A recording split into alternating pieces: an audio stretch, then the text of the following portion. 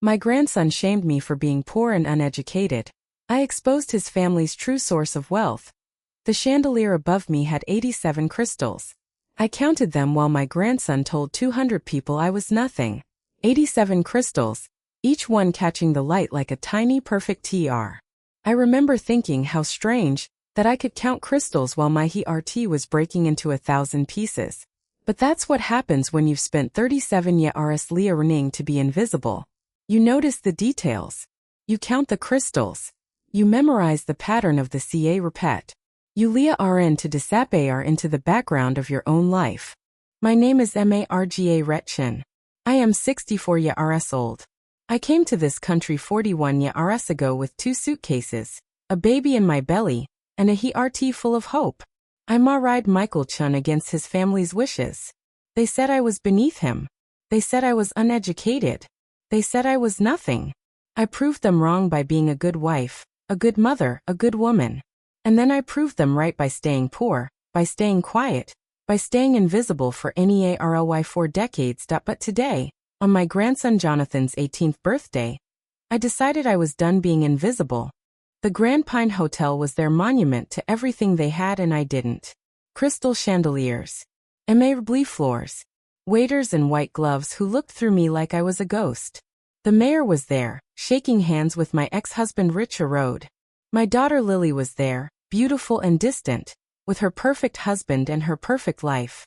And Jonathan, my grandson, the boy I had rocked to sleep, the boy whose first word was mama, the boy I had loved more than my own life, was standing in front of me with eyes like ice. I wore my best dress. It was blue, the color of the sky on the morning I first arrived in this country, clutching my mother's worn suitcase and praying I would find a home.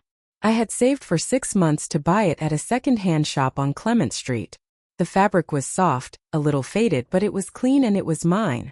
I had pinned my silver hair back and put on the pearl earrings Michael gave me on our 10th anniversary. I wanted to look like I belonged. I wanted to look like a grandmother who was proud of her grandson. I was a fool that Jonathan found me by the champagne fountain. He was wearing a tailored suit that probably cost more than I made in a year. His hair was perfect. His smile was perfect. Everything about him was perfect, except his eyes. His eyes were cold and cruel, just like his grandfather's. Grandma Marga Ret, he said, loud enough for the entire room to hear. What are you doing here? My throat tightened, but I forced a smile. I was invited, Jonathan. Your mother sent me an invitation. He laughed. He actually laughed. My mother didn't invite you. I did. As a joke. He gestured around the room, at the rich people in their rich clothes, at the champagne and the caviar and the crystal chandeliers. Look at you. You don't belong here. Someone snickered behind me. I recognized the laugh. It was Jessica, Richard's new wife, the woman who had taken my place and worn my jewelry and slept in my bed. She was standing with a group of women in designer dresses, and they were all looking at me like I was a stain on the cirpet. Jonathan, I said, keeping my voice as steady as I could. I just wanted to see you. To say happy birthday. To give you this. I held out a small box. Inside was a silver locket, the one my mother had given me before she died. I had worn it every day of my life until this morning. I wanted to give it to Jonathan because he was my only grandson, the only living connection to my mother's memory. He didn't take the box. He didn't even look at it. I don't want anything from you, he said. I don't want anyone to see you. He stepped closer, and now the whole room was watching. I could feel their eyes on me, 200 pairs of eyes. Each one a tiny needle pricking my skin. You're poor. You're uneducated. You don't belong at my party. I heard Lily gasp. I heard Richard say something under his breath. I heard Jessica's laugh, like breaking glass. But mostly, I heard the ROA ring in my ears, the sound of my own blood rushing to defend a heart that was being crushed. I'm your grandmother, I said, and my voice was barely a whisper. My grandmother is dead, Jonathan said. My grandmother was a professor at Stanford. My grandmother had a trust fund. My grandmother collected ART. He paused and his eyes were so cold, so empty that I didn't recognize him anymore. You're just the woman who used to clean our house. You're nothing. The room went very quiet. Even the champagne stopped bubbling. I could hear the hum of the air conditioning, the distant sound of traffic outside, the beating of my own broken heart. I looked at my hands. The knuckles were swollen from arthritis, from 40 years of scrubbing floors and washing dishes and folding laundry that belonged to other people. These hands had held my daughter when she was born. These hands had cooked meals for a husband who loved me. These hands had worked 14-hour shifts at the laundromat so Lily could have ballet lessons and piano lessons and a chance at a better life than mine. These hands had done everything for everyone, and no one had ever thanked them. I looked at Jonathan again. He was still standing there, waiting for me to cry, waiting for me to run, waiting for me to prove him right. And I remembered, suddenly, a song my mother used to sing to me. A silly little song about a sparrow who built her nest in a storm. Little sparrow, build your nest in the rain. Little sparrow, build it strong and build it plain. When the thunder comes a-calling, when the wind begins to wail, little sparrow, you will never fail. I sang that song to Jonathan when he was a baby. I sang it to him when he was sick, when he was SCA red, when he couldn't sleep. I sang it to him on the night he was born, holding him in my arms while his mother slept. And now he was standing in front of me, calling me nothing, and I understood that the song was not about him. It was about me. Do you know, I said, still looking at my hands, what it costs to raise a daughter alone in a country that doesn't want you? Do you know what it costs to watch that daughter's father turn his back on her, because she chose to be poor with me instead of rich with him? Do you know what it costs to be invisible for 40 years and still find the strength to get up every morning? Jonathan rolled his eyes. Here we go. The sob story. The sob story. I repeated slowly. The sob story is that your great-grandmother, the one with the trust fund and the art collection, made her money by buying Jewish paintings at pennies on the dollar or during the war. The sob story is that your grandfather's hotel empire was built on land stolen from immigrants who didn't speak the language. The sob story is that your father, my son-in-law, is about to go to prison for fraud, and every single person in this room knows it. Richa RD's face went white. Jessica's laugh died in her throat. Lily took a step forward. RD, her eyes wide with shock. That's not true, Jonathan said. But his voice was shaking now. It's absolutely true, I said. And you can check the records. They're public. They've been public for years. But nobody bothers to look, do they? They just assume that rich people are rich because they deserve it. They never wonder about the bodies buried under the foundation. Mother, Lily said, and her voice was a whisper, please, stop. Why? I asked, turning to face her. Because I'm embarrassing you because your son just told 200 people I was nothing. And you didn't say a single word in my defense. I'm your mother. I'm the woman who worked 14-hour shifts so you could have a better life. I'm the woman who held you when you cried about the bullying. I'm the woman who gave up everything so you could have everything. Mother, your son called me poor and uneducated, I said. And you stood there. And you did nothing. Lily looked at the floor. I saw her shoulders shake, but she didn't speak. She didn't defend me. She didn't even look at me. And that's when I understood. I understood that I had been building nests my whole life, for everyone but myself. I had built nests for Michael, for Lily, for Jonathan, for all of them. And every time the storm came, they found warmer places to hide. They left me with the rubble. They left me with the wreckage of my own hope. That I walked out of that party with my head held high. I walked out in my blue dress and my arthritic hands and my broken heart. I walked past the mayor, past the waiters in their white gloves, past my ex-husband and his perfect wife and my perfect daughter, who couldn't even look at me. I walked out into the cold night air, and I didn't look back. That I walked through the streets of the city, past the buildings I had cleaned, past the restaurants I had served, past the homes I had maintained for people who had never once thanked me.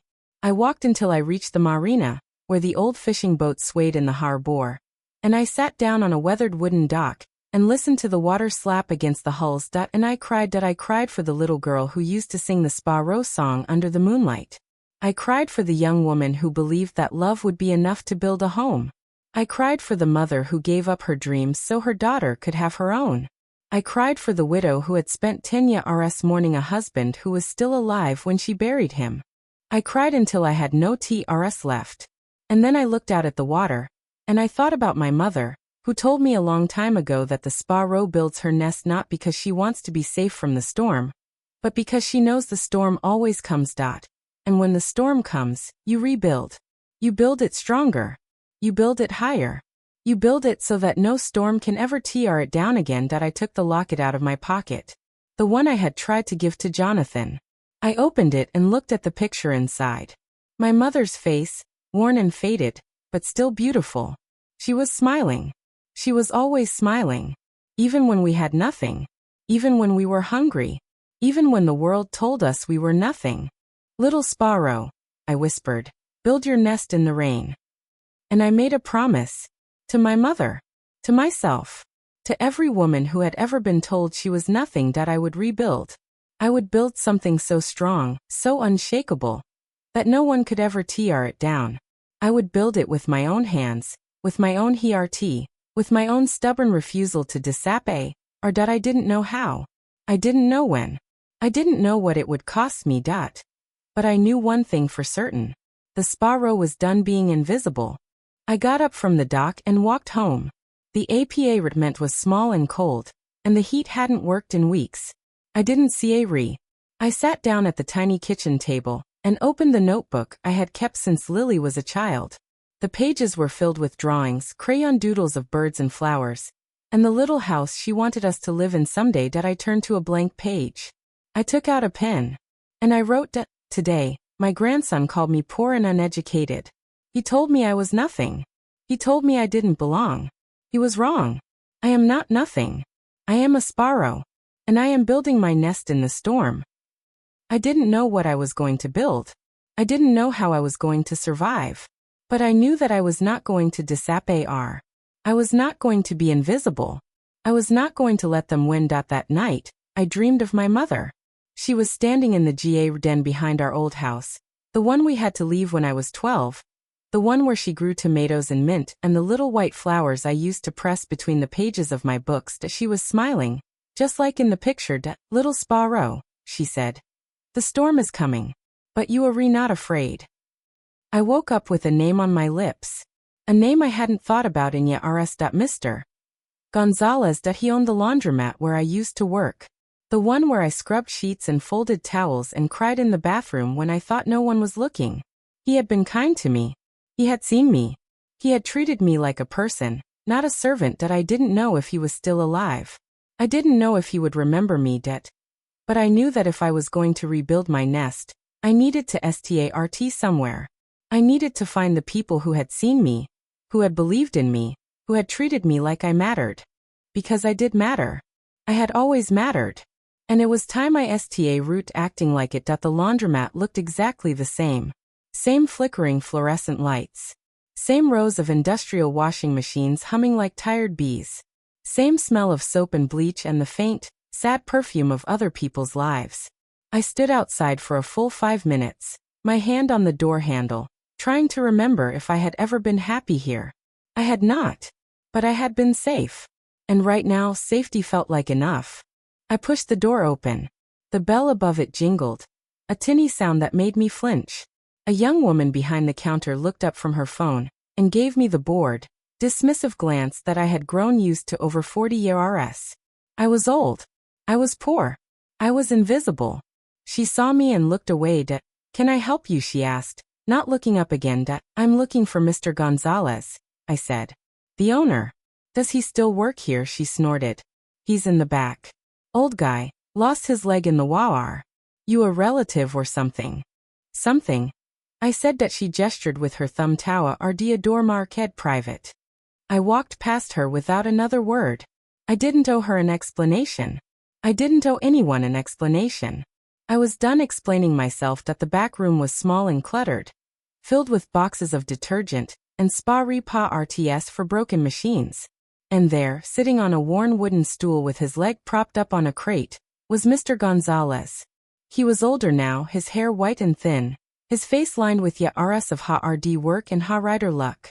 But his eyes were the same. Kind. Sharp. Seeing things that other people missed. Mar Jarrett, he said. And his voice was like warm honey. I was wondering when you'd show up. I blinked. You were, he laughed, a low rumbling sound that made me remember the old days. He RD about the Pa Rudy. The whole neighborhood he RD about the Pa Rudy. Word travels fast when a rich boy humiliates his grandmother in front of 200 people. He leaned forward RD studying my face. You look like you've been through a war. I have, I said. And I'm still standing. Then let's keep standing together. I didn't cry. I had done all my crying on the dock. But I felt something shift in my chest. Something that had been frozen for a very long time. I felt like I was being seen. Not as the maid, not as the poor immigrant, not as the woman who didn't belong, but as Mar Durrett. The woman who had scrubbed floors and folded towels and never complained. I need a job, I said. You already have a job, he said. You've always had a job here. You left but you never left. The door's been open for 40 years. Marj Rhett. You just forgot to walk through it. I sat down on a crate across from him. The wood was rough against my legs. I didn't see a re. I don't understand. You don't have to, he said. You just have to show up. That's all I ever asked of you. Show up, do your best and don't give up. You did that every single day. You were the best employee I ever had. And I don't mean because you were fast or because you worked hard. I mean because you see a red. You see a red about the customers. You see a red about the place. You see a red about doing a good job. That's re, marga ret. That's very re. I looked at my hands. The knuckles were swollen. The skin was rough. But they were strong. They had always been strong. Things re different now, I said. I'm not the same woman I was. Good, he said. Neither am I. I'm older. I'm tireder. I'm running out of time. And I need a partner. I looked up Shah RPLY. A partner, he nodded slowly. I'm thinking about expanding. Opening a second location. There's a space in an old strip mall on the other side of town. It's rundown but it's on a main road with a bus stop and a parking lot. I've got the capital. What I don't have is the energy. Or the vision. Or the hierarchy. What about me, I asked. I don't have capital. I don't have experience. I don't have. You have everything I need, he interrupted. You have the one thing that can't be taught. You see a re. You see a re about people. You see a re about doing things right. You see a re about making a difference. He leaned forward RD, his eyes intense. I'm not offering you a job, marga ret. I'm offering you a partnership. 50-50. You run the new location. I'll handle the finances. We'll split the profits. I read at him. That's insane. It's not insane, he said. It's the rudest business decision I've ever made. You know why? Because I've watched you for 40 years. I've watched you struggle. I've watched you fight. I've watched you get knocked down and get back up again. That's not something you can teach. That's something you're born with. And you, Mar Durrett, were born with it in spades. I opened my mouth to argue but no words came. What could I say? He was offering me a lifeline. A real one. Not pity, not charity, but a genuine chance to build something of my own. To be someone of my own. I don't know how to run a business. I finally managed it. Neither did I when I sta root, he said. But I Leah Rened. And you can too. You've got a good brain, marga ret. You just never had a chance to use it. I thought about the notebook. The one with Lily's crayon drawings. The one where I had written my promise to myself on the night of the Pa Rudy. I thought about the sparrow and the storm. I thought about my mother, standing in the GA den, telling me I was not afraid. What do I have to lose? I said out loud. He laughed again. Nothing. And everything. But that's the point, isn't it? When you've lost everything, you've got nothing to lose. That's when you're free. I sta root the next day. I didn't tell anyone. I didn't call Lily. I didn't send Jonathan a message. I just showed up at the laundromat at 5 a.m., like I had done for so many years. And I sta root working. Folding sheets. Sorting clothes. Cleaning the machines. It was familiar. It was comfortable. But it was also different, because I was no longer an employee. I was a partner. I had a stake. I had a voice. And I sta root to pay attention.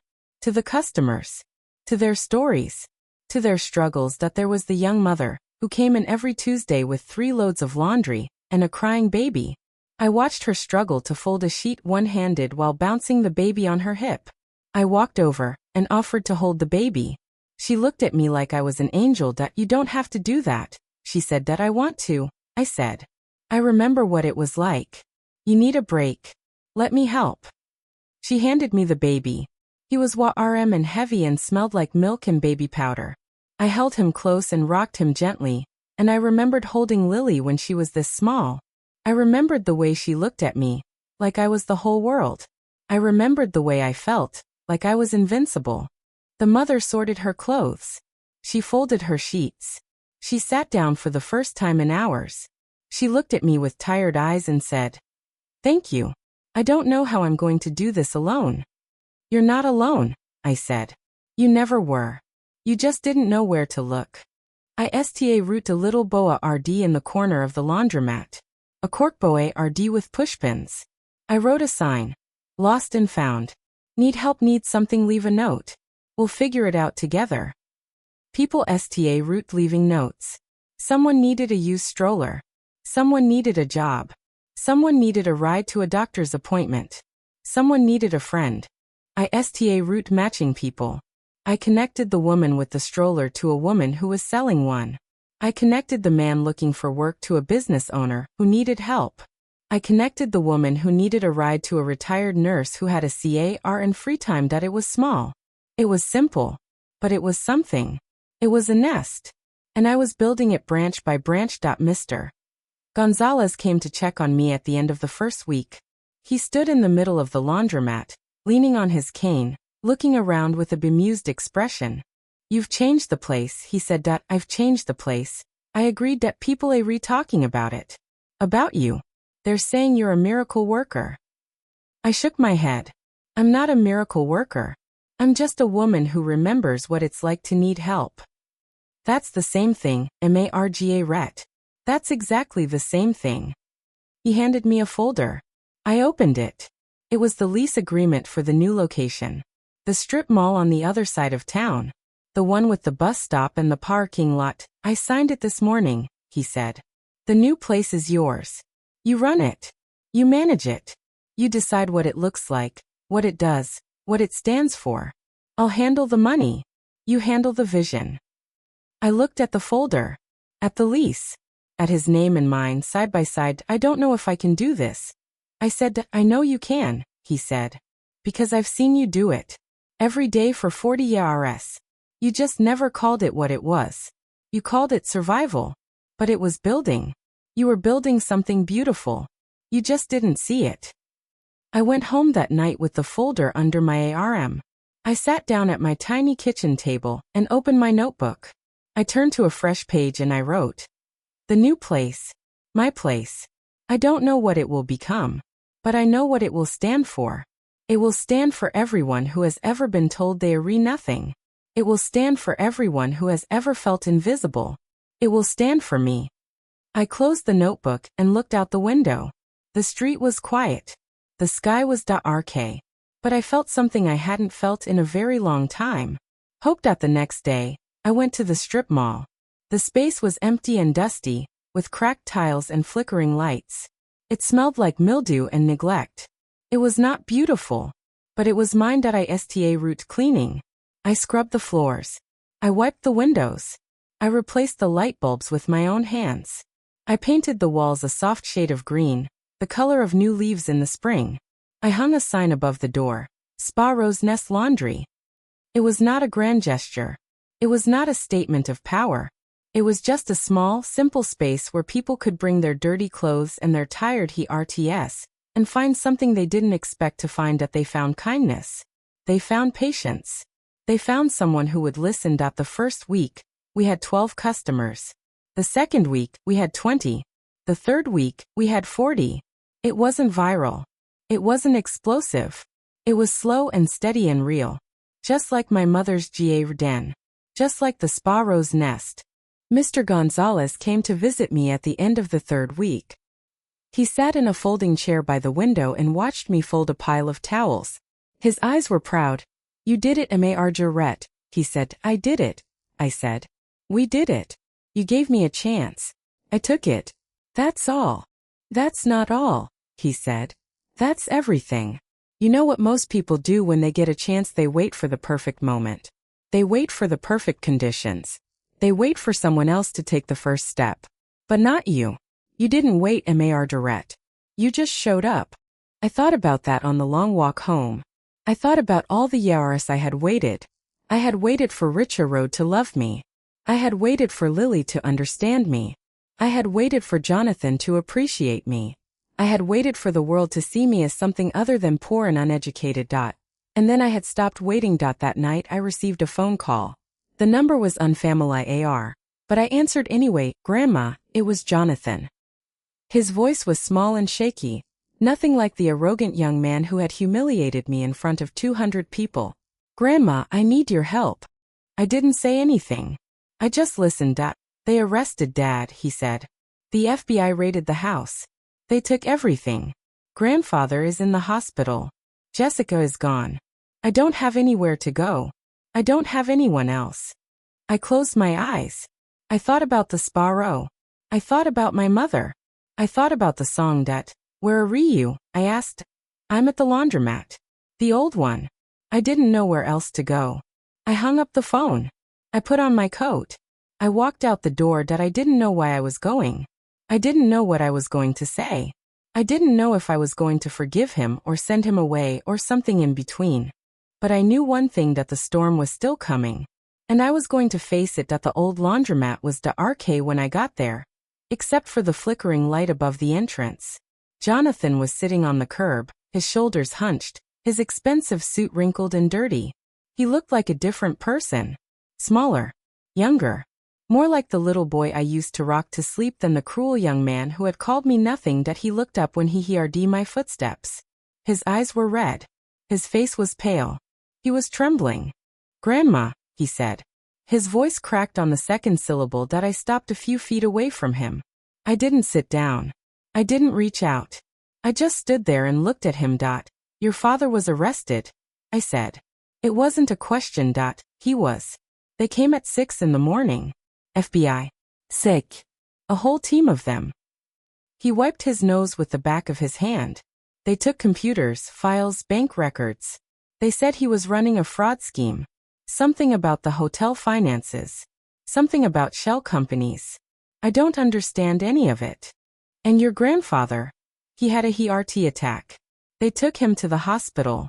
I don't know if he's going to make it. He looked up at me with desperate, pleading eyes. Jessica left. She took the jewelry and the cars and the cash. She said she wasn't going to be dragged down with us. She said she was never really part of the family anyway. I felt something twist in my chest. Not pity. Not exactly. It was something more complicated, something I didn't have a name for. And your mother? I asked ruefully. She's at the house, trying to figure out what to do. She's been crying for 3 days. She doesn't know where to go. Nobody will take our calls. Nobody wants to be associated with us. He laughed, a bitter, broken sound. I guess that's what happens when you're rich and it all falls apart. Nobody wants to catch you. I sat down on the curb next to him. Not close enough to touch, but close enough to feel the warmth radiating from his body. He was shivering.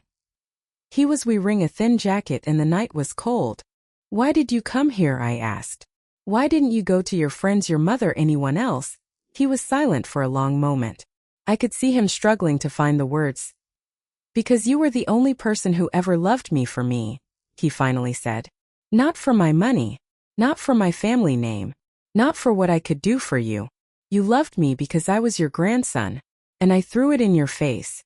I called you nothing. I made you a joke in front of everyone. And you still came. I didn't say anything. I waited. I don't deserve your help, he continued. I know I don't. But I didn't know where else to go. I didn't know who else to call. I'm not a good person, Grandma. I was raised to be cruel. I was raised to think that money made me better than everyone else. And I believed it. I believed it so much that I forgot who I really was. Who are you really? I asked softly. He looked at me with tears streaming down his face. I don't know. I don't know who I am without the money, without the house, without the name. I don't know if there's anything left. I looked at my hands again. Those swollen knuckles. Those rough palms. They had worked so hard for so many years. They had built so much from so little. And I thought about the day Jonathan was born. I had been the first person to hold him. His mother was exhausted, sleeping. The nurses had handed him to me because I was the grandmother, because I was the one who had been there for every single moment of that long, painful labor that he had been so small, so fragile, so full of promise that I remembered the way he had looked at me that first time. His eyes had been so clear, so trusting. He had reached for me. He had known me. He had known that I was safe. And now he was sitting next to me, a broken young man. Leah running the hard way that money doesn't last and people don't stay. I came because I remember who you were, I said. Not who you are now. Who you were before they got their hands on you. The little boy who used to ask me to sing the Sparrow song. The little boy who used to hold my hand and tell me he loved me. That boy is still in there somewhere. He's buried, Jonathan said. I buried him a long time ago. Then dig him up, I said. It's never too late. He turned to look at me, his eyes searching my face for something. Understanding, maybe. Or forgiveness. How can you even talk to me after what I did, he asked. How can you look at me and not hate me? Because hate is poison, I said. It's a poison you drink and expect the other person to die. I've been drinking that poison for years. I've been angry at your grandfather, angry at your grandmother, angry at your mother, angry at everyone who ever told me I was nothing. And what did it get me? Nothing. It got me nothing but bitterness and loneliness. He was quiet for a long time. Then he said, what do I do now? I thought about it. I thought about all the things I had Leah read over the past few weeks. About building. About perseverance. About the power of small, steady actions that, do you want to work? I asked that. He looked confused. Work, yes, work. Real work. Not the kind of work where you sit in an office and pretend to be important. The kind of work where you get your hands dirty and you actually build something. He glanced at the laundromat, then back at me. You want me to work at a laundromat? I don't want you to do anything, I said. I'm asking if you want to. If you want to prove to yourself that you're more than just your name. If you want to prove that you can be a good person even if you don't have money. He was silent for a long moment. I could see him wrestling with himself. His pride. His ego. His fear. Okay, he finally said. Okay, I'll work. I stood up and offered him my hand. He took it and I pulled him to his feet. Then let's go, I said. The laundromat opens in 6 hours. We have work to do. That night, Jonathan slept on a cot in the back room of the old laundromat. I went home to my tiny apartment and lay in bed, staring at the ceiling. I had a lot to think about. Jonathan was not the enemy. He had never been the enemy. He was a victim of the same poison that had infected his whole family. The poison of entitlement. The poison of cruelty. The poison of thinking that some people mattered and some people didn't. And I had a choice. I could turn him away. I could let him suffer the consequences of his actions.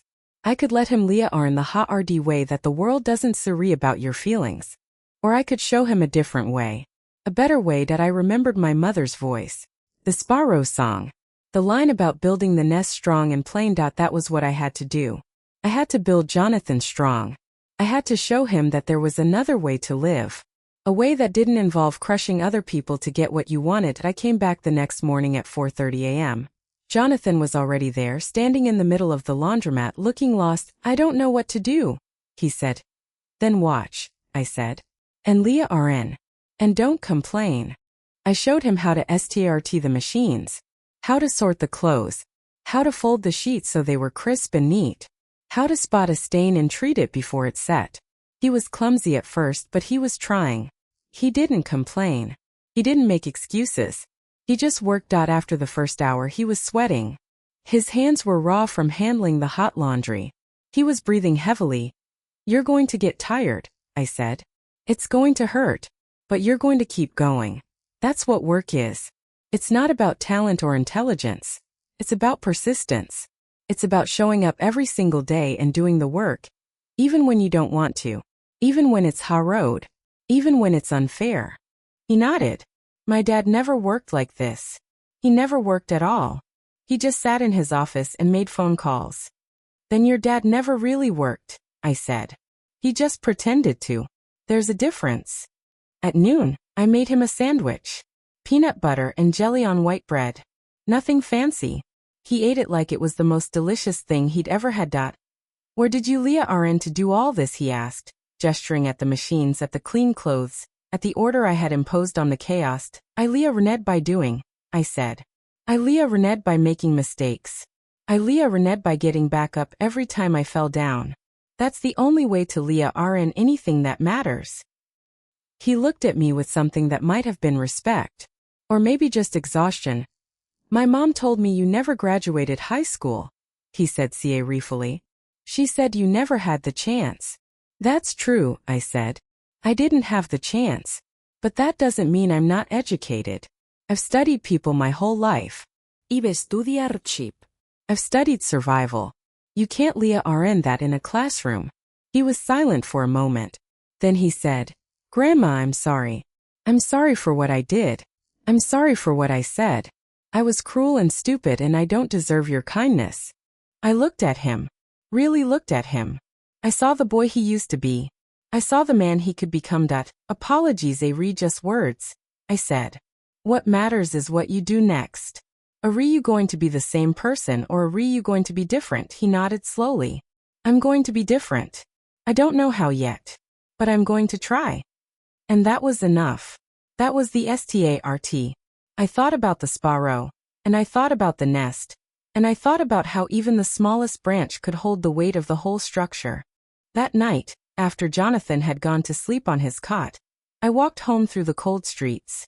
The city was quiet. The stars were out. I felt tired, but I felt something else too. Something that had been buried for a long time. Something that felt like hope. I unlocked my door and stepped inside. There was a letter on the floor, pushed under the door. I picked it up and opened it. It was from my daughter Lily. It was short. Just a few sentences. Mother, I need to see you. I need to explain. I know I failed you. I know I chose them over you. But I need to tell you the truth. About why I really left. About what I really did. Please call me. I sat down at the kitchen table and read at the letter. The truth. After all these years, she was finally offering me the truth. I didn't know if I was ready to hear it. I didn't know if I could handle it. But I knew that I had spent too many years running from the truth. Too many years hiding from what really happened. I thought about the sparrow. I thought about the storm. And I decided. I would call her. I would hear her out. I would listen. Because that was what you did when you were building a nest. You faced the storm. You didn't run from it. I called Lily the next morning. My hands were shaking when I dialed the number. I had memorized it years ago. Even though she had never called me from it. I had kept it in my notebook, underlined 3 times. I had read at it on lonely nights when I wondered if she remembered I was still alive. She answered on the first ring. Mother, her voice was raw, like she had been crying for hours. Maybe she had. I didn't know. I didn't know anything about her anymore. I got your letter, I said. You said you wanted to talk. Ido. I need to. She paused. I heard her take a shaky breath. Can I come to you? I don't want to do this over the phone. I need to look you in the eyes when I tell you. Tell me what? Everything. The truth. All of it.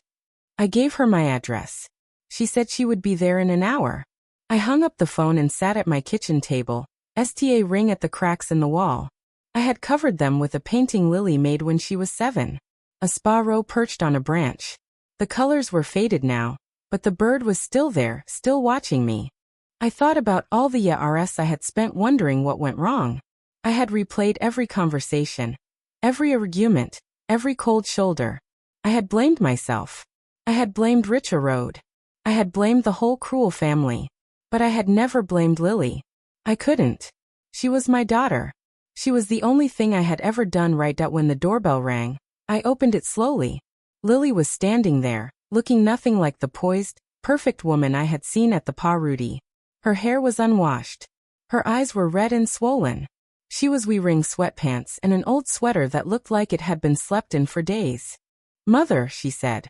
And she fell into my arms that I held her. I held her like I used to hold her when she was small, when the world was too big and too scary and she needed someone to protect her. I felt her body shake with sobs. I felt her fingers dig into my back like she was afraid I would disappear. "Come inside," I said. "Sit down. I'll make you some tea." I made tea the way I used to make it when she was growing up. Jasmine. A little bit of honey. She used to love it. She used to drink it every night before bed, sitting on my lap while I read her stories about brave sparrows and kind hearts. She wrapped her hands around the cup and read into the steam. I sat across from her and waited. I had learned to wait. I had learned that you couldn't force people to speak.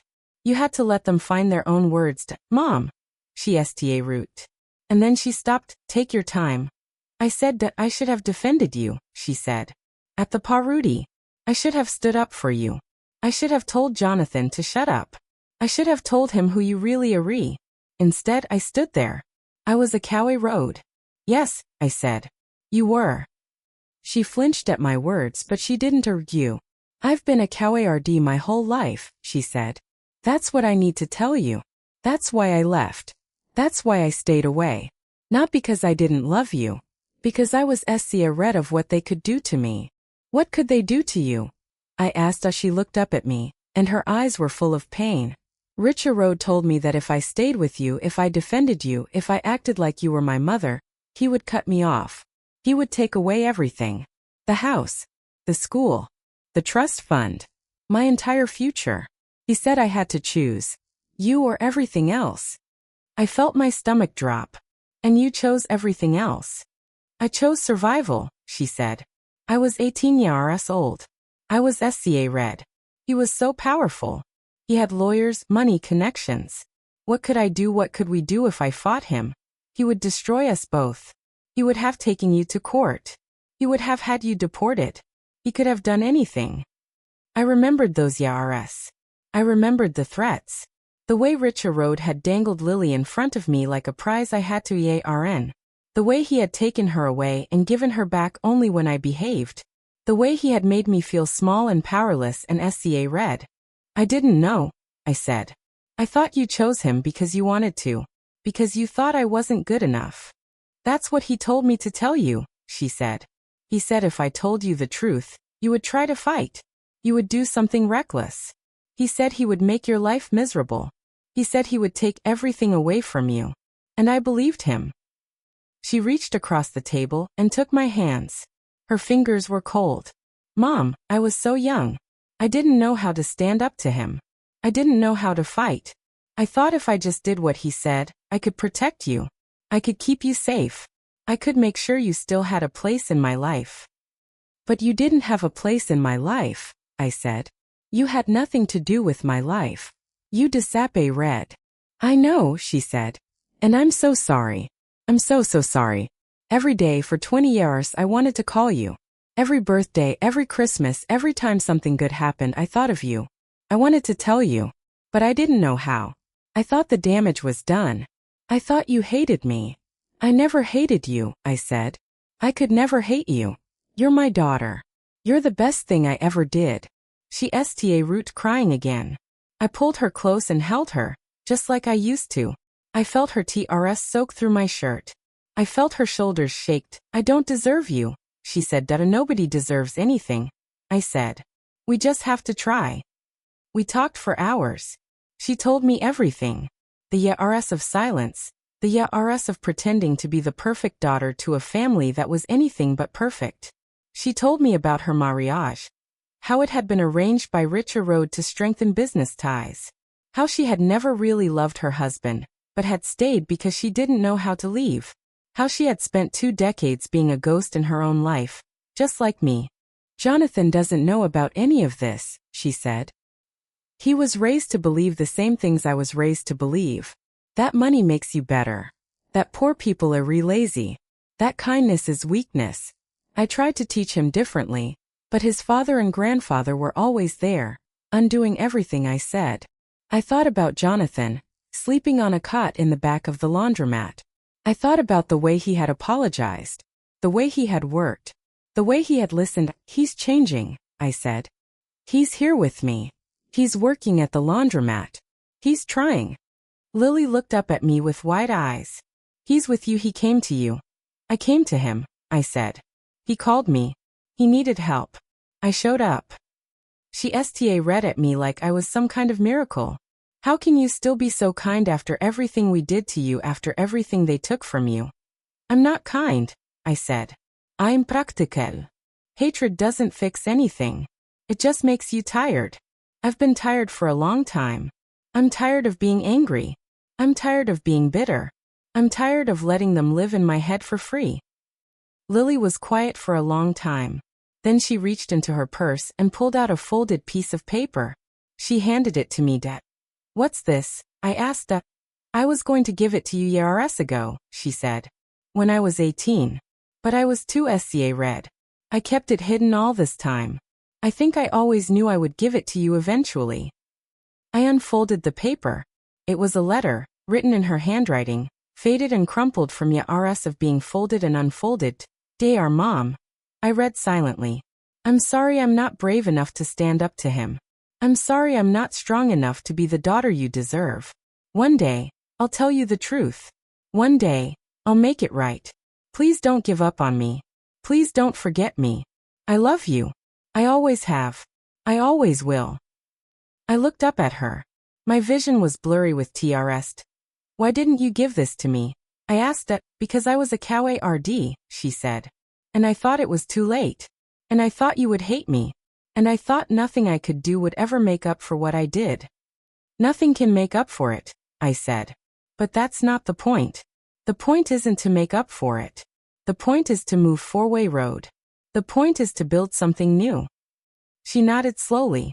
How do we do that? I don't know yet, I said. But we'll figure it out together. That's what families do. They figure it out together. She reached across the table and took my hands again. This time her fingers weren't cold. They were warm. They were real. Mom, she said. Can I stay here just for a little while? I don't want to go back to that house. I don't want to be around them anymore. I just want to be with you. I looked around my tiny apartment. The peeling wallpaper. The cracked window. The old furniture. It wasn't much. It was really enough for one person, let alone two. But it was mine. And it was a nest. And nests were for keeping your family safe. Of course, I said. You can stay as long as you need. She hugged me again. And this time, I felt something I hadn't felt in years. That I felt like a mother. That night. I lay in bed and read at the ceiling. The apartment was quiet. Lily was asleep on the couch. I could hear her breathing, slow and steady. It was the most beautiful sound in the world. That I thought about everything she had told me. About Richard's threats. About the years of silence. About the letter she had hidden, waiting for the right moment to give it to me. I thought about forgiveness.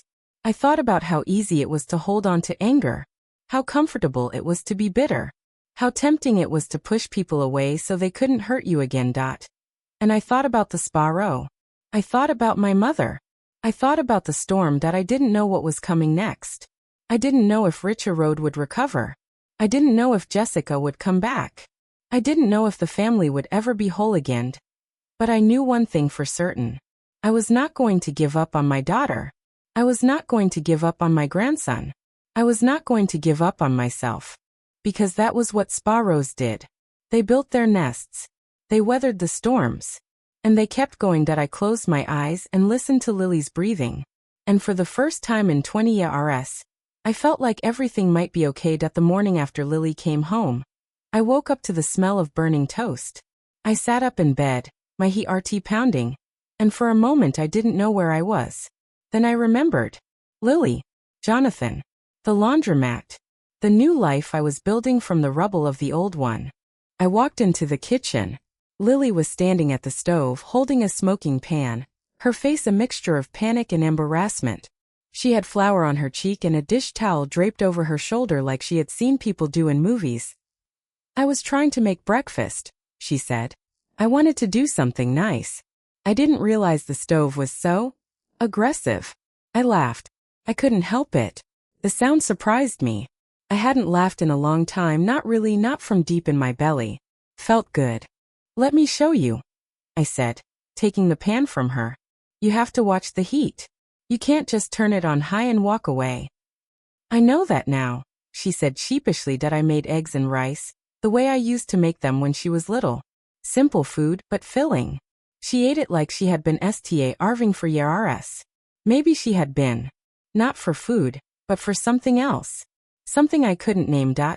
Jonathan is coming over this morning, I said. He's been staying at the laundromat. He's been working. He's been changing. Lily paused, her fork halfway to her mouth. He is. He came to me the night his father was arrested. He didn't have anywhere else to go. He apologized. He asked to work. He's been showing up every day. She set her fork down. Her hands were trembling. I don't know how to talk to him. I don't know what to say. I was never really his mother. Not the way a mother should be.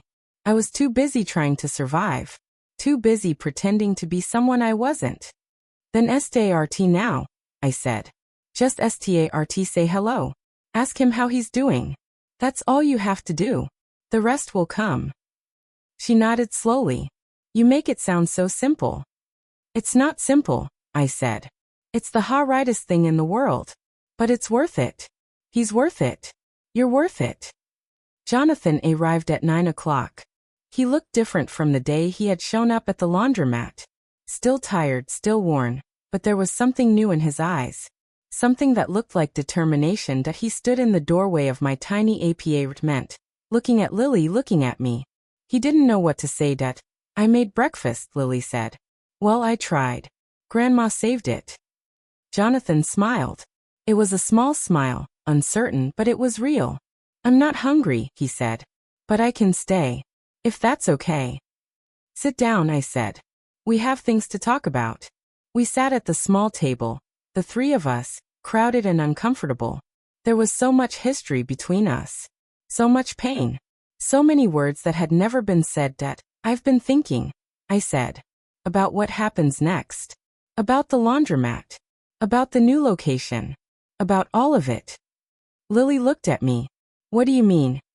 I mean, I'm not just going to run a laundromat, I said. I'm going to build something. Something bigger. Something that can help people. All the people who have been told they're nothing. All the people who have been pushed aside and forgotten. Jonathan leaned forward. How? I don't know yet, I admitted. But I have a plan. And I have a partner. And I have two people I love. That's a start. Lily reached across the table and took my hand. Jonathan did the same. For a moment, we were a family. Not a perfect family, not a whole family, but a family nonetheless. Tell me about the plan. Lily said that I told them about Mr. Gonzalez. About the new location. About the idea of making the laundromat more than just a place to wash clothes. I told them about the corkboard, the notes, the connections I had been making between people who needed help and people who could provide it. It's not just about laundry, I said. It's about community. It's about showing people that they matter. That their problems matter. That they're not alone. Jonathan was quiet for a long time. Then he said, I want to help. I want to be part of it. I looked at him. Are you sure it's not glamorous? It's not going to make you rich. It's hard work. It's dirty work. It's the kind of work you used to think was beneath you. I know, he said. That's why I want to do it.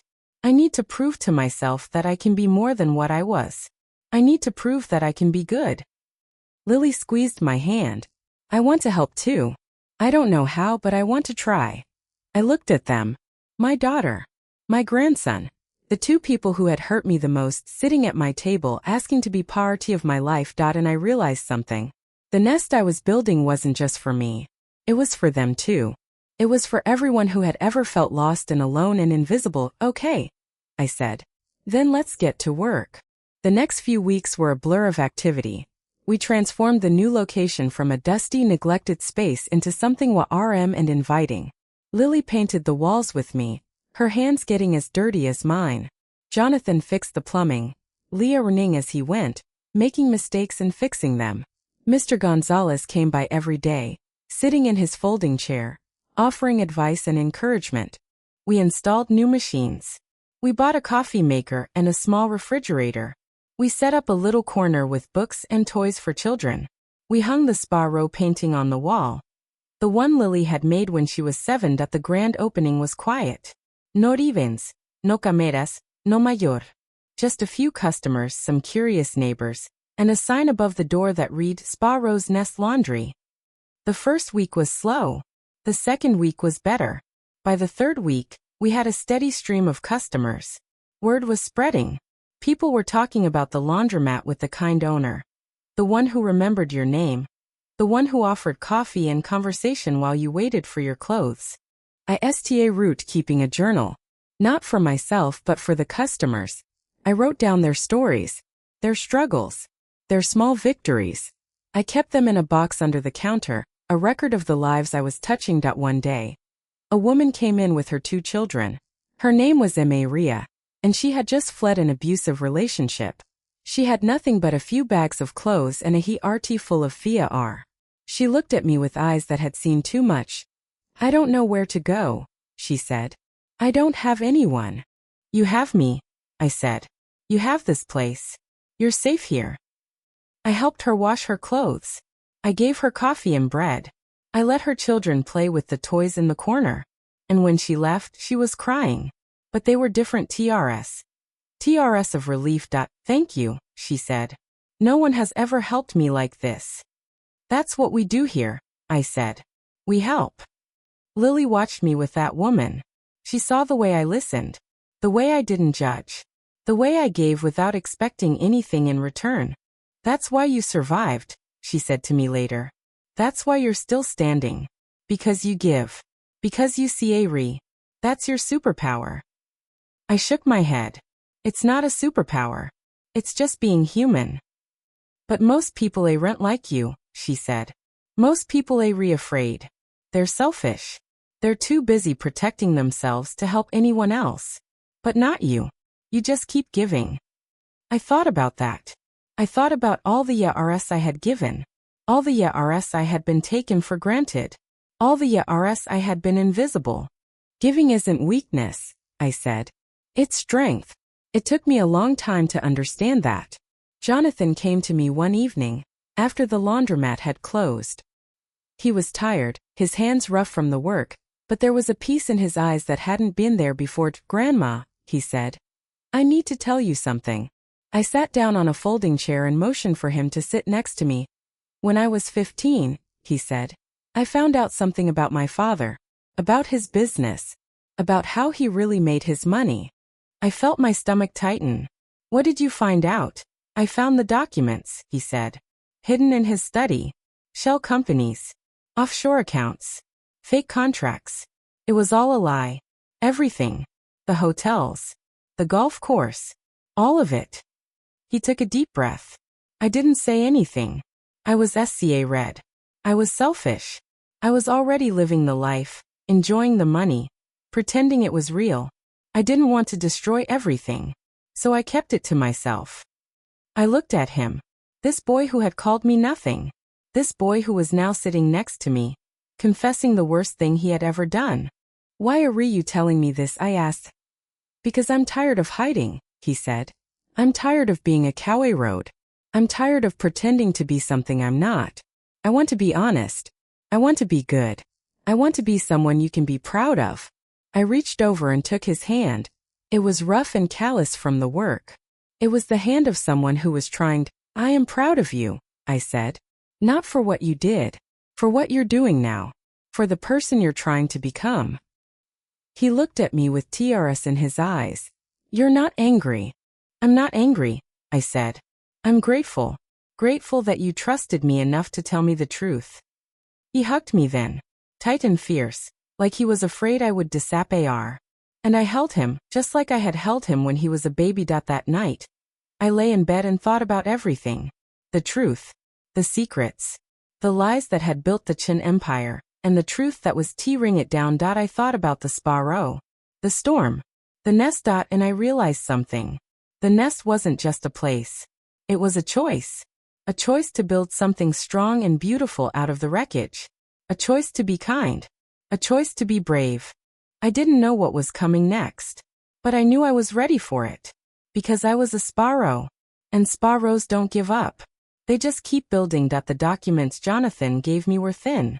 Just a few sheets of paper, folded and creased, with numbers and names that meant nothing to me at first. I spread them out on the kitchen table, and STA read at them for a long time. Lily stood behind me, her hand on my shoulder. Jonathan sat across from me, his eyes fixed on the table, unable to look at me. Explain it to me, I said. Like I'm a child. Like I don't know anything. Jonathan took a deep breath. The hotels weren't really profitable. Not the way everyone thought. Grandfather had been hiding losses for years. He was borrowing money from one bank to pay off another. He was moving funds through shell companies in the Cayman Islands. He was king the books. How long? I asked. At least 15 years, he said. Maybe longer. My dad knew about it. He was part of it. They both were. They kept it hidden from everyone. Even from Jessica. Even from my mom. I looked at Lily. Her face was pale. Did you know? I asked. No, she said. I had no idea. I thought the money was real. I thought the business was solid. I thought I was safe. Her voice cracked. I was a fool. You were lied to, I said. There's a difference. Jonathan leaned forward. I found these documents when I was 15. I was snooping in my dad's study. I didn't understand what I was looking at. But I knew it was wrong. I knew it was illegal. I didn't do anything about it because I was SCA red. You were a child, I said. You're still a child. You can't blame yourself for being SCA red. But I could have told someone, he said. I could have stopped it. I could have saved us from all of this. Instead, I kept my mouth shut and enjoyed the money. That's what people do, I said. They keep their mouths shut. They tell themselves it's not their problem. They tell themselves someone else will fix it. You're not special. You're just human. He looked up at me. You're not angry. I'm not angry, I said. But I'm not going to pretend this doesn't matter. This is serious. This is criminal. People went to jail for less. I know, he said. That's why I'm giving these to you. I don't know what to do with them. I don't know who to trust. But I trust you. Whatever you decide, I'll support it. I looked at the documents again. Numbers. Dates. Names. It was all there, written in black and white. The whole empire, built on a foundation of lies. What do we do? Lily asked. I thought about it. I thought about Richard lying in a hospital bed. I thought about Jessica, running away with the jewelry. I thought about all the years I had been invisible. All the years I had been treated like nothing. I could destroy them. I could take these documents to the authorities and watch the whole family crumble. I could have my revenge. The sweet, satisfying revenge I had dreamed about on cold nights when I had nothing but my anger to keep me warm. But that wasn't who I was. That wasn't who I wanted to be. We don't destroy them, I said. We use them. We use them to build something better. Jonathan looked confused. What do you mean? I folded the documents carefully and put them in my notebook. Richard is in the hospital. He might not survive. The family is in chaos. The banks are going to start calling in their loans. The empire is going to fall anyway. We don't need to push it. It's going to collapse on its own. So what do we do? Lily asked again. We wait, I said. We wait, and we watch.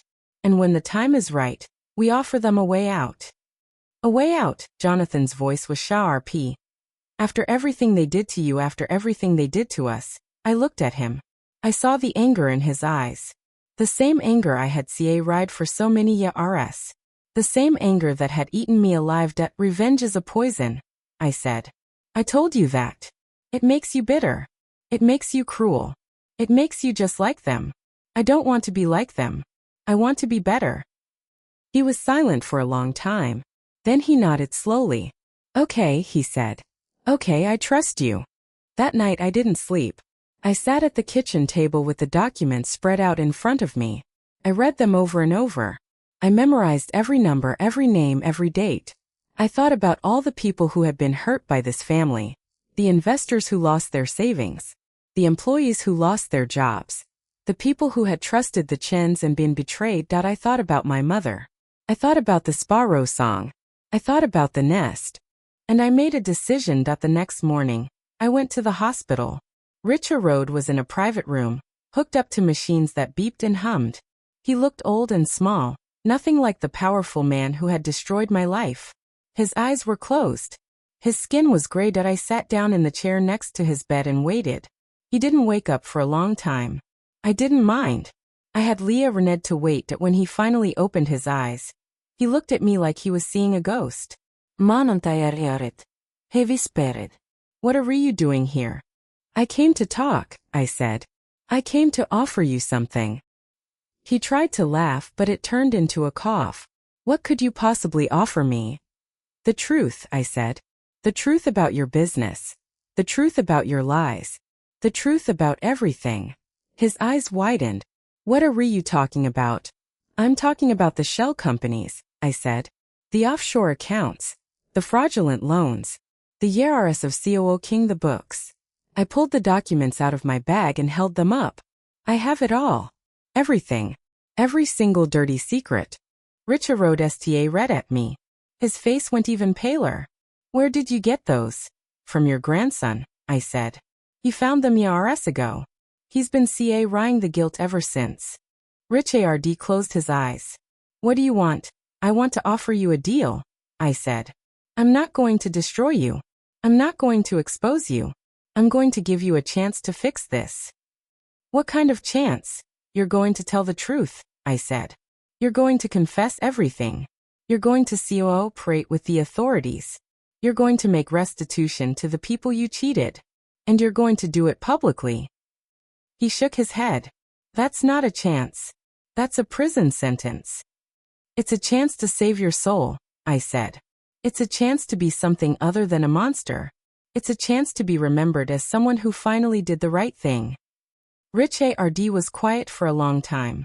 Then he said, Why are you doing this? Why are you helping me after everything I did to you? I thought about the Sparrow, the storm, the nest. Because I don't want to carry the poison anymore, I said. I've carried it for 37 years. It's made me angry. It's made me bitter. It's made me invisible. I don't want to be invisible anymore. I want to be free. You're not free, he said. You're a prisoner just like me. No, I said. You're wrong. I'm free. And I'm offering you the same freedom. Take it or leave it. He read at me for a long time. I could see the struggle in his eyes. The pride. The fear. The desperate need to hold on to the only thing that had ever mattered to him. I'll do it, he finally said. I'll confess. I'll cooperate. I'll do whatever you want. I stood up to leave. He reached out and grabbed my hand. Marj, he said, his voice a whisper. I'm sorry. I'm sorry for everything. I looked at him. This man who had taken everything from me. My husband. My daughter. My dignity. My life. Sorry isn't enough, I said. But it's a start. I walked out of the hospital and into the bright morning sun. I felt lighter than I had in years. Like a weight had been lifted. Like I was finally free. I went straight to the laundromat. Lily and Jonathan were waiting for me. They looked anxious, uncertain. What happened? Lily asked. What did you do? I offered him a way out, I said. I gave him a chance to do the right thing. And he took it. Jonathan looked at me with something like wonder. You're amazing, he said. You're the most amazing person I've ever known. I shook my head. I'm not amazing. I'm just stubborn. And I'm tired of being angry. We stood there, the three of us, in the middle of the laundromat. The machines hummed. The customers came and went.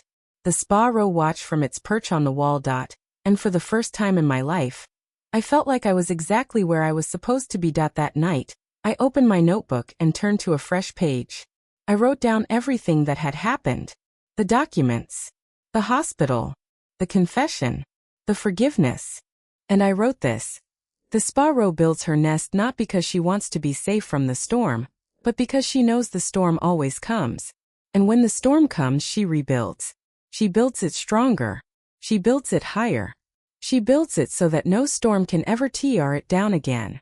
I closed the notebook and looked out the window. The city was quiet. The stars were bright. I felt a peace I hadn't felt in a very long time, that I was free. And I was ready for whatever came next. The press conference was set for 10 in the morning. I stood in front of the mirror in my tiny appartement, adjusting the collar of my dress. It was the same blue dress I had worn to Jonathan's birthday party. The same dress I had been wearing when he called me nothing. The same dress I had worn when I walked out of that hotel with my head held high in my heart in pieces. I had kept it. Not out of sentimentality. Out of reminder. A reminder of who I had been and who I had become. Lily came up behind me and put her hands on my shoulders. You look beautiful, Mom. I look old. I said. That you look strong, she said. There's a difference. Jonathan was waiting for me in the living room. He was wearing a simple shirt and jeans, nothing like the expensive suits he used to wear. He looked nervous, but there was a calmness in his eyes that hadn't been there before. Are you ready? He asked. I've been ready for 40 years, I said. I just didn't know it. We drove to the Grand Pine Hotel together. The same hotel where I had been humiliated. The same ballroom where 200 people had laughed at me. The same building that had once been the symbol of everything I wasn't at, now it was mine. The ballroom was packed. Journalists from every major news outlet. Cameras. Microphones. The mayor. Lawyers. Bankers. People I had never met but who had heard my story and wanted to see how it ended. I walked to the podium. My hands were shaking, but my voice was steadied. Good morning, I said. My name is Marga Retchen. Some of you may remember me from a year ago, when my own grandson called me poor and uneducated in this very room. The room went quiet. I could feel their eyes on me just like before. But this time it was different. This time, I wasn't invisible. He was right, I said. I was poor. I was uneducated. I had nothing but the clothes on my back and the love of a mother who taught me that kindness is not weakness. I paused. I looked out at the crowd. I saw Lily in the front row, tears streaming down her face. I saw Jonathan next to her, his jaw tight, his eyes bright. But I was never nothing, I said. And neither are any of you. No matter how many times you've been told otherwise. I told them everything. The years of scrubbing floors. The years of being invisible. The years of watching my daughter slip away from me. The years of believing I wasn't good enough. And then I told them about the laundromat. About Mr. Gonzalez, who saw something in me when no one else did. About the new location. About the customers who became friends. About the community we had built, one load of laundry at a time. I told them about the documents, the shell companies, the fraud, the lies that had built the Chin Empire, and the truth that was tearing it down. Richard Chin is in the hospital, I said. He won't be here today, but he has agreed to cooperate with the authorities. He has agreed to confess. He has agreed to make restitution to the people he cheated. A murmur went through the crowd. Journalists scribbled notes. Cameras flashed. Some of you might be wondering why I'm doing this, I said. Why I'm not just taking the money and walking away. Why I'm not destroying the family that destroyed me. I looked at my hands. Those swollen knuckles. Those rough palms. They had worked so hard for so many years. Because revenge is a poison, I said. It's a poison you drink and expect the other person to die. I've been drinking that poison for 37 years. And I'm tired. I'm tired of being angry. I'm tired of being bitter. I'm tired of carrying the weight of what they did to me. I took a deep breath. I forgive them, I said. Not because they deserve it. Because I deserve peace. I deserve to be free. I deserve to build something beautiful with the rest of my life. The room was silent. Then slowly people root to clap. First a few. Then more. Then the whole room was applauding. I stepped away from the podium. Lily ran up to me and threw her arms around me. Jonathan followed, wrapping his arms around both of us. You did it, Grandma, he said. You really did it. We did it, I said. All of us. After the press conference, I went to see Richard. He was still in the hospital, still hooked up to machines. But he was awake. He had been watching the press conference on television. I saw you, he said when I walked in. I saw everything. Good, I said. You should see it. You should see what you made me become. He looked at me with tired eyes. I made you stronger. No, I said. You tried to break me. You failed. The strength was always there. I just had to find it. He nodded slowly. I'm sorry, Emma Ergariti. I know it's not enough. I know nothing will ever be enough. But I'm sorry. I sat down next to his bed. I know you are, and I forgive you. But forgiveness doesn't mean we're going to be friends. It doesn't mean I'm going to forget. It just means I'm not going to carry the weight anymore. That's more than I deserve, he said. Probably, I said. But that's not the point. The point is that I'm done. I'm done being angry. I'm done being bitter. I'm done being invisible. I'm moving on. I stood up to leave. He reached out and grabbed my hand. Marga Ret, he said. What's going to happen to me? I looked at him. This man who had been so powerful. This man who had destroyed so many lives. Justice, I said. Finally, justice. I walked out of the hospital and into the sunlight. Lily and Jonathan were waiting for me. We got into the car and drove to the new laundromat. The one I had built with my own hands. The one I had named Sparrow's Nest. Mr. Gonzalez was there, sitting in his folding chair, smiling. I saw you on television, he said. You were magnificent. I was terrified, I said. That's what makes it magnificent, he said. Being terrified and doing it anyway. We spent the rest of the day at the laundromat. Customers came and went. Some of them had seen the press conference.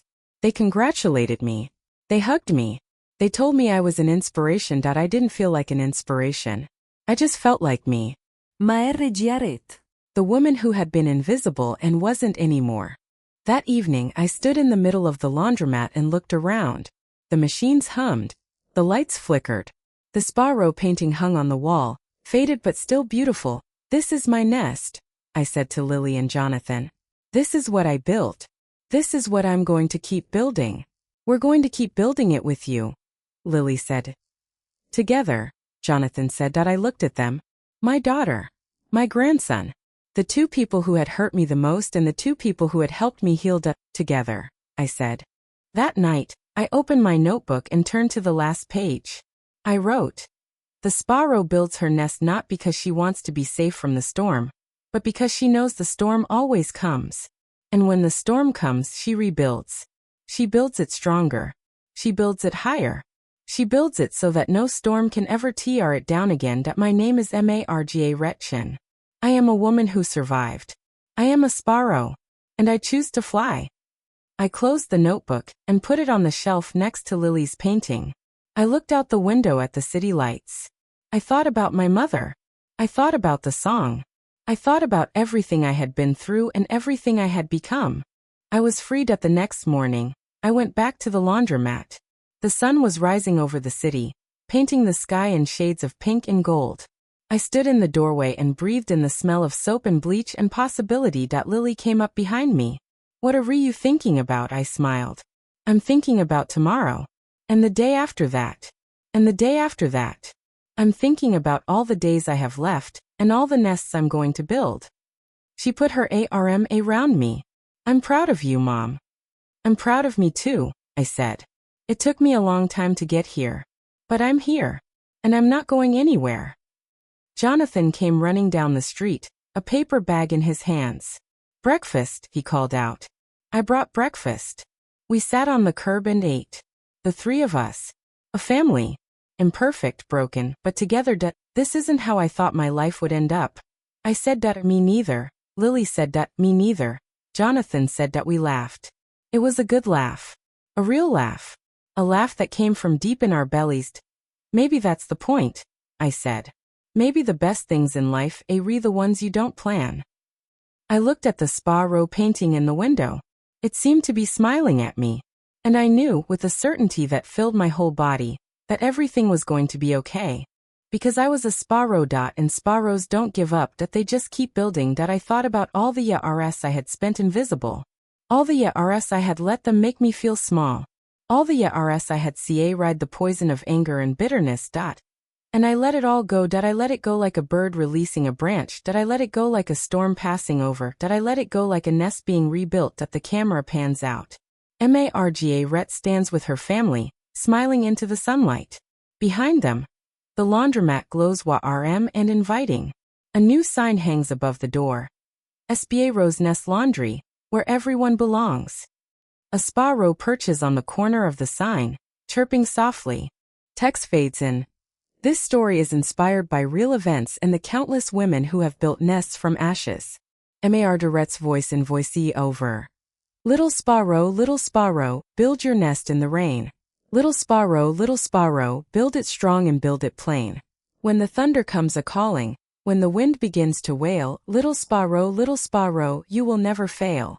A final shot of Margaret, alive with purpose, her hand resting on the window. She turns and looks directly into the camera with knowing eyes that see the hope reflected in you too. The storm is coming, she says softly. Are you ready to build? If this story moved you, if it reminded you that no matter how invisible you feel, your strength is real, please smash that like button. Share this with someone who needs to know they are not alone. And if you want to follow the rest of this journey, where I rebuild the empire of kindness one nest at a time, subscribe and turn on the bell. Because the sparrow is just getting sta root. And so are you.